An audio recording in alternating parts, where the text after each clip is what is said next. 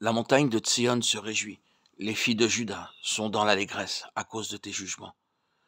Parcourez Sion, parcourez-en l'enceinte, comptez ses tours, observez son rempart, examinez ses palais, pour le raconter à la génération future. Voilà le Dieu qui est notre Dieu éternellement et à jamais. Il sera notre guide jusqu'à la mort. Psaume 48, 11, 14. Belle est la colline, joie de toute la terre, la montagne de Sion. Le côté septentrional, c'est la ville du grand roi. Psaume 48, 2.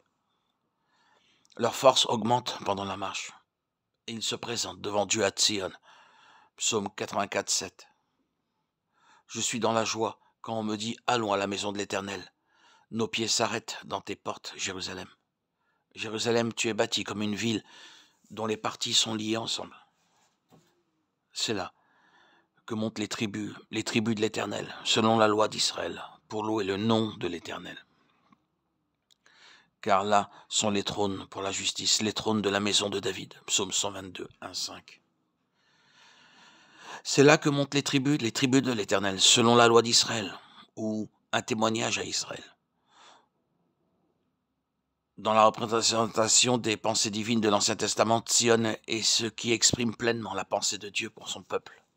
C'est dans Sion que se trouvent tous ces traits, les caractéristiques d'un peuple intégralement selon l'Esprit du Seigneur. Sion est un terme représentatif. Juste une petite remarque technique. Nous pouvons noter qu'à certains endroits dans les Écritures, il est dit que la maison du Seigneur était là. Mais en réalité, le temple n'était pas dans Sion, mais sur le mont Moria. Mais ce qui est indiqué par ce fait, c'est que Sion est réellement représentatif dans la pensée du Seigneur, de toute sa maison. Moria est plus vaste et se trouve dans Jérusalem. La maison est là, l'église est là. Si vous aimez Dieu, mais dans Sion, c'est l'église selon la pensée du Seigneur. C'est ce qu'elle signifie pour lui. Je me demande si vous saisissez ce que cela signifie.